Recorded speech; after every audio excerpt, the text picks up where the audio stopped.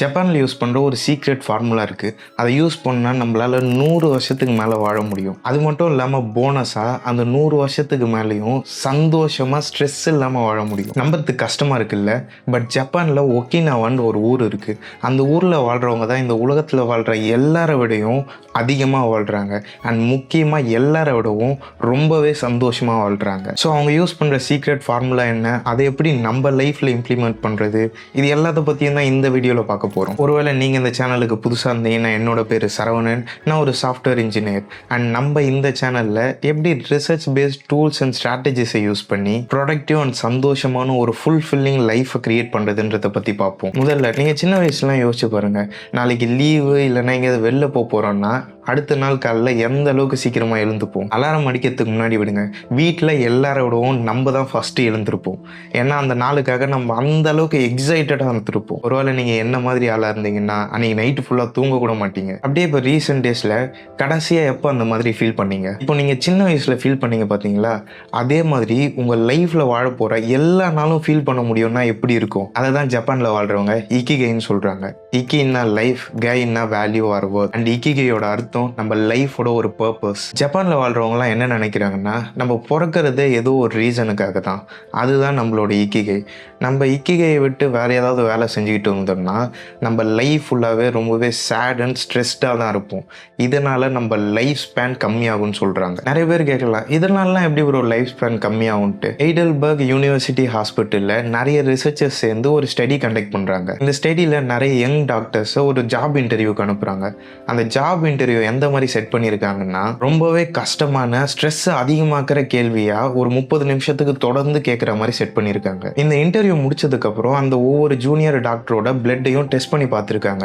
அதில் ஒரு ஷாக்கிங்கான ஒரு விஷயத்தை கண்டுபிடிச்சிருக்காங்க. நமக்கு உடம்பு சரியில்லைன்னா நம்மளோட இம்யூன் சிஸ்டம் ஆன்டி ஆக்சிடென்ட்ஸை ரிலீஸ் பண்ணும். இது போயிட்டு அந்த பாக்டீரியா வைரஸ் எல்லாம் போய் கில் பண்ணும். இப்போ இவங்க அந்த பிளட் ரிசல்ட்டில் என்ன கண்டுபிடிச்சிருக்காங்கன்னா, நம்ம ஸ்ட்ரெஸ்ஸாக இருக்கும்போது சேம் ஆன்டி ஆக்சிடென்ட் ரிலீஸ் ஆயிருக்கு. இதனால் இப்போ என்ன ஒரு பெரிய பிரச்சனைனா, இது ஜஸ்ட் அந்த பாக்டீரியா வைரஸை மட்டும் கில் பண்ணாது, நம்மளோட ஹெல்த்தி செல்லையும் டேமேஜ் பண்ணும். இதனால் நமக்கு சீக்கிரமாக வயசாகும். இப்போ நம்மளோட இக்கிகை நமக்கு எந்த அளவுக்கு இம்பார்ட்டன்ட்னு தெரிஞ்சிருக்கும்.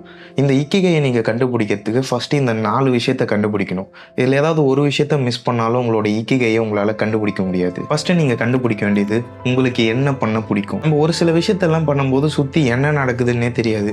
நம்ம இந்த உலகத்தையே மறந்து அந்த வேலையை பண்ணிக்கிட்டு இருப்போம். அட் தி சேம் டைம் நமக்கு டைம் போகிறதும் தெரியாது. ஒரு 2 மணி நேரம் கூட ஜஸ்ட் ஒரு 2 நிமிஷம் மாதிரி இருக்கும். இதை தான் ஃப்ளோ ஸ்டேட்டுன்னு சொல்லுவாங்க. இது நீங்கள் ட்ராயிங் பண்ணும்போது, ஏதாவது பாட்டு பாடும்போது, டான்ஸ் ஆடும்போது, படிக்கும்போது, எந்த மாதிரி டைம்லன்னா இந்த ஃப்ளோ ஸ்டேட்டை நீங்கள் எக்ஸ்பீரியன்ஸ் பண்ணியிருப்பீங்க. ஒருவேளை இதை கண்டுபிடிக்கிறதுக்கு கஷ்டமாக இருந்ததுன்னா நீங்கள் சின்ன வயசில் யோசிச்சு பாருங்கள். எந்த ஒரு விஷயத்த பண்ணும்போது உங்களுக்கு டைம் போகிறதே தெரியல, இந்த உலகத்தையே மறந்து நீங்கள் அந்த விஷயத்த பண்ணிக்கிட்டு இருந்தீங்கன்ட்டு. இது ஜஸ்ட் ஒரு விஷயமா இருக்க தேவையில்ல, உங்களுக்கு தோன்ற எல்லா விஷயத்தையுமே ஃபில்டரே இல்லாமல் எழுதுங்க.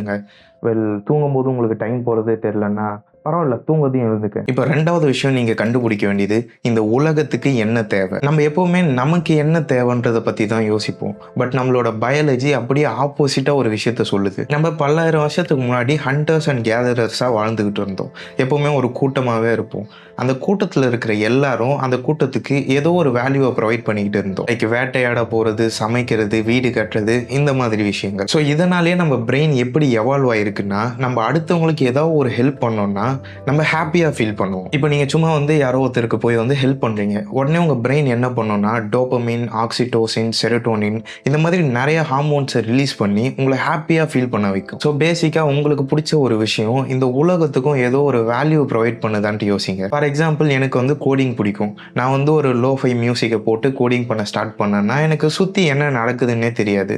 நான் ஒரு ஃப்ளோ ஸ்டேட்டுக்கு போயிடுவேன். ஸோ இதனால் மற்றவங்களுக்கும் ஏதோ ஒரு வேல்யூ ப்ரொவைட் பண்ணுதான்னா எஸ், ஏன்னா நான் கிரியேட் பண்ணுற வெப்சைட் அண்ட் அப்ளிகேஷன் நிறைய பேருக்கு யூஸ்ஃபுல்லாக இருக்கும். ஸோ இது என்னோட இக்கிகையாக மாறலாம். பட் இதுவே எனக்கு மூவிஸ் பார்க்கறதுக்கு பிடிக்கும், அனிமே சீரியஸ்லாம் பார்க்கறதுக்கு பிடிக்கும். இது மற்றவங்களுக்கு ஏதாவது ஒரு வேல்யூ ப்ரொவைட் பண்ணுதான்னா இல்லை. ஸோ இது என்னோட இக்கிகையாக இருக்க முடியாது. ஸோ நீங்கள் சூஸ் பண்ணுற ஸ்கில் இந்த உலகத்துக்கும் ஏதோ ஒரு வேல்யூ ப்ரொவைட் பண்ணுதான்ட்டு யோசிங்க. இதை கண்டுபிடிச்சிங்கன்னாவே உங்களோட இக்கிகையை கண்டுபிடிக்கிறதுக்கு ரொம்ப கிட்ட வந்துட்டீங்க. அடுத்து நீங்கள் கண்டுபிடிக்க வேண்டியது, இதை வச்சு என்னால் மணி மேக் பண்ண முடியுமா. இப்போ நிறைய பேர் போய் என்ன சொல்லுவீங்கன்னா, அப்புறம் நிறைய சக்ஸஸ்ஃபுல் பீப்புளெலாம் வாழ்கிறதுக்கு காசு இம்பார்ட்டன்ட் இல்லைன்னு சொல்லியிருக்காங்க. வெல் மேபி அவங்களுக்கு அது இம்பார்ட்டண்ட்டாக இல்லாமல் இருக்கலாம். பட் நம்ம வந்து டே டு டே லைஃப்பை சர்வை பண்ணணும். நமக்கு ரெண்ட் இருக்குது, லோன் இருக்குது, சாப்பாட்டுக்கு காசு, இந்த மாதிரி எல்லாத்துக்குமே காசு தேவைப்படுது. நம்ம பேசிக்காக இப்போ சர்வை பண்ணுறதுக்கே கஷ்டப்பட்டோம்னா நம்மளோட ஸ்ட்ரெஸ் வந்து ஈஸியாக அதிகமாகிடும்.